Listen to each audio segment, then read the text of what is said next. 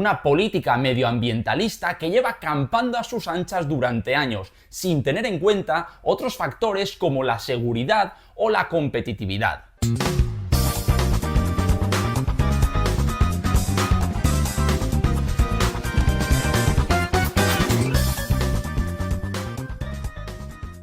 Bienvenidos a Cosas de Íberos. Hoy vamos a hablar de un tema que es más importante que el 99% de los temas que aparecen en las noticias o que aparecen en este canal, pero que por desgracia a nadie le interesa.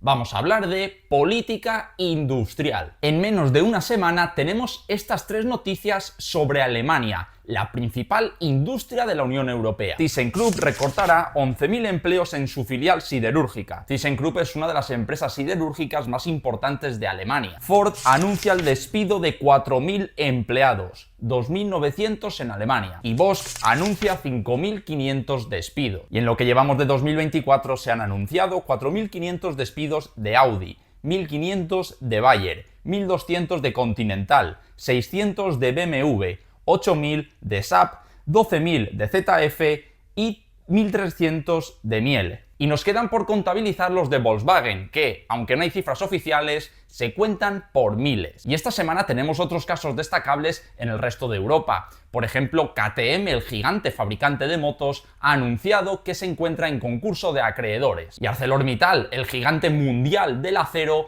ha indicado que va a paralizar sus inversiones en Europa. Si crees que este problema no te interesa, déjame decirte que si continúa el descalabro industrial de Europa, todo lo que conocemos desaparecerá. Debemos empezar hablando por qué la industria es tan importante para cualquier economía. Según el Instituto Nacional de Estadística, la productividad de la industria es mayor que la de cualquier sector económico.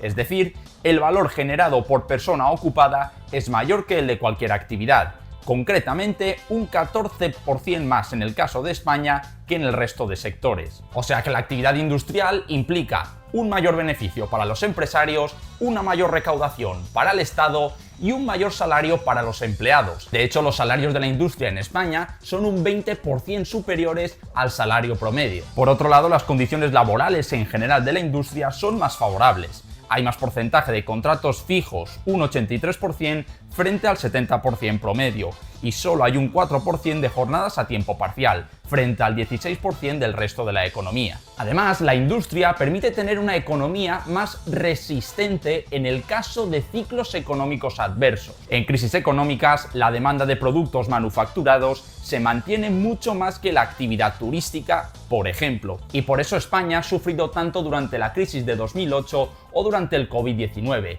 por la falta de contribución de la industria al PIB nacional. Además, la industria te permite reducir tu dependencia del exterior, y tener tu autonomía implica tener un mayor peso en las relaciones internacionales y no depender de otros países a la hora de decidir el futuro de tu país. Esto es especialmente preocupante cuando economías tercermundistas chantajean a la Unión Europea o a España en concreto. Os recuerdo que durante el COVID-19 nos estábamos planteando que ni siquiera teníamos capacidad de fabricar mascarillas.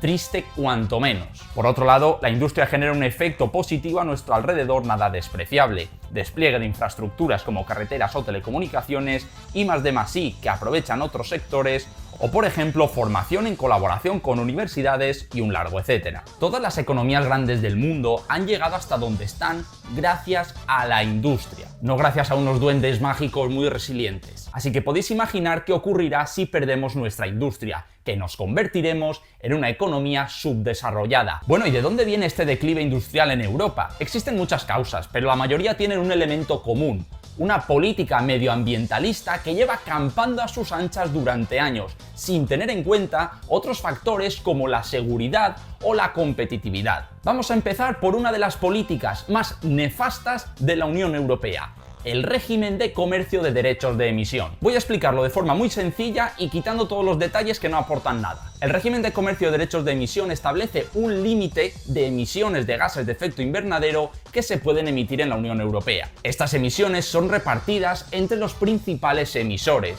Se encuentran, por ejemplo, generadores eléctricos, industrias siderúrgicas o, por ejemplo, cementeras o refinerías. Si estas empresas emiten más que el límite que tienen asignado, pagarán una penalización. Otra solución, en lugar de pagar esta sanción que pueden llevar a cabo, es comprar derechos de emisión. ¿A quién compran derechos de emisión? A empresas que les sobran, es decir, que tienen previsto emitir mucho menos. En principio, la idea es incentivar la reducción de emisiones y que las empresas apuesten por tecnologías más limpias. Sin embargo, en la práctica, lo que ocurre es que muchas industrias europeas, que ya cuentan con márgenes muy reducidos, se enfrentan a unos costes adicionales que no tienen sus competidores en otras partes del mundo. Además, la Unión Europea está reduciendo cada vez más los límites de emisiones, es decir, se están incrementando los costes adicionales por generar emisiones de efecto invernadero. Unos costes adicionales que tienen las industrias europeas que acabamos pagando nosotros cada vez que compramos cualquier producto o cada vez que pagamos la factura eléctrica. Literalmente, la Unión Europea se ha inventado un gasto que no existe, el coste de emitir CO2. Un gasto que pagamos todos los ciudadanos europeos, reduciéndose nuestro poder adquisitivo y que hace que las industrias europeas sean menos competitivas que las de fuera de la Unión Europea. Esto hace que poco a poco el mercado europeo se llene de manufacturas de fuera de la Unión Europea, teniendo nuestras empresas que cerrar y deslocalizarse. Y con toda esta crisis inflacionaria que hemos sufrido en la Unión Europea en los últimos años, ¿creéis que ha habido alguien que se le ha ocurrido eliminar el régimen de comercios de derechos de emisión? Como intento de solucionar esta desventaja competitiva, la Unión Europea ha implementado el llamado Mecanismo de Ajuste en Frontera de Carbono, una suerte de arancel que se aplica a ciertos productos importados en función de las emisiones generadas durante su fabricación. La teoría detrás de este mecanismo es que si, por ejemplo, viene acero de China y este ha emitido X, este pague una cierta cantidad por haber emitido en China. Pero la realidad es que este mecanismo cuenta con unas serias limitaciones. La primera es que te tienes que fiar de las emisiones que te diga China, por ejemplo, un país donde la transparencia de la información no es lo más habitual. Lo segundo es que este coste que tengan que pagar los productos que vengan de fuera de la Unión Europea serán un coste que acabaremos pagando los ciudadanos europeos. Y en tercer lugar, si no somos capaces de controlar que no entren frutas de Marruecos con hepatitis, ¿de verdad vamos a ser capaces de controlar las emisiones que han tenido productos que entren de fuera de la Unión Europea? No. A estos costes ficticios que nos hemos inventado por emitir, se les suman los altos precios de la energía en la Unión Europea. Por muchos esfuerzos realizados en la transición ecológica y en las energías renovables, la realidad es que alrededor del 70% de la energía que consume la Unión Europea proviene de combustibles fósiles, petróleo, carbón y gas natural. Durante años nos hemos empeñado en dinamitar el futuro de las refinerías europeas y de la extracción de combustibles fósiles, y en países como Alemania, además, en cerrar centrales nucleares. De esta forma, cada vez hemos dependido más de socios como Rusia, convertido en nuestro principal suministrador de gas natural. Y para colmo, apoyamos un conflicto bélico contra Rusia, que ha provocado la peor crisis energética de nuestra historia reciente. Yo no digo que haya que llevarse bien con Rusia, pero no tiene sentido llevar décadas haciendo políticas que te hacen depender cada vez más de Rusia para ahora enfadarnos con Rusia. El resultado de esto es que la industria europea tiene unos precios de la energía entre 2 y 3 veces más caros que en Estados Unidos o en China. De nuevo, otro factor que hace que sus precios sean más competitivos y desbanquen a nuestra industria. España está en las mismas, seguimos dependiendo muchísimo de los hidrocarburos y todavía nos quedan décadas por delante. Aquí la idea es que extrajésemos nuestros propios hidrocarburos o que llevemos a cabo una política exterior en la que nos llevemos bien con socios que nos suministren hidrocarburos. Pues nada, ni una cosa ni la otra. En España no se pueden aprovechar nuevos yacimientos de gas natural y petróleo porque está prohibido por ley, y encima, con nuestro principal suministrador de gas natural, Argelia, nos hemos empeñado en llevarnos mal, por apoyar el absurdo plan de Marruecos sobre el Sáhara. Y encima, entre 2027 y 2035 vamos a cerrar nuestras centrales nucleares, para todavía depender más de hidrocarburos que ni tenemos ni queremos tener. La exministra Teresa Rivera, que lleva durante años dando la tabarra con cerrar las centrales nucleares y que ha condenado su futuro en España, ahora, para poder estar en la comisión, ha dicho abiertamente que hay que apoyar a la energía nuclear. Claro, por votos, por el sillón sí que hay que apoyar la energía nuclear. No hay un plan de cierre de centrales, pero sí debe haber una capacidad de anticipación y de entendimiento de lo que está por venir y de movilización o de facilitación de alternativas y dinamización. ¡Qué estorbo de señora! Y por supuesto, no podemos olvidar el exceso de burocracia en la Unión Europea. Trámites interminables y regulaciones estrictas que ralentizan cualquier inversión y hacen que muchas empresas simplemente busquen operar en países con marcos más flexibles.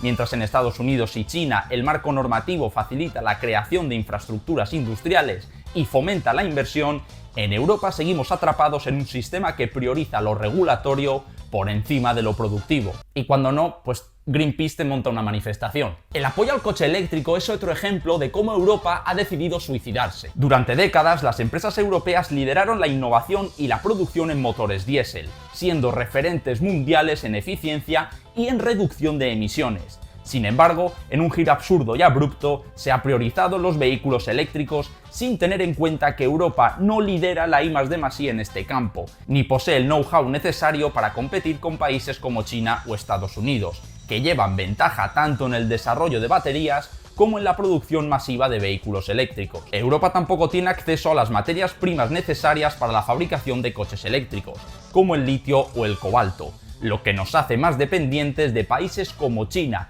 que controla buena parte de la cadena de suministro global. De nuevo, por culpa del ecologismo hemos sacrificado un sector, el automóvil, para favorecer la industria china. Y ahora encima intentamos salvar la situación con aranceles. El resultado de todos estos factores, y solo he puesto unos ejemplos, es que tenemos una industria en Europa que está en grave peligro. Y es que no solo estamos hablando de cifras económicas, estamos hablando de empleo de calidad. Y estamos hablando de autonomía. Mientras estamos perdiendo cada vez más nuestra soberanía y nuestra capacidad para decidir sobre nuestro destino, las políticas medioambientalistas siguen campando a sus anchas, sin nadie que les pare. Aunque estén muy bien intencionadas, están ahogando a la industria y acabarán por ahogarnos a nosotros. En fin, espero que os haya gustado el vídeo, no olvidéis darle me gusta, suscribiros y compartirlo con la familia y amigos. Y sobre todo recordad siempre de apoyar a la industria. Un saludo.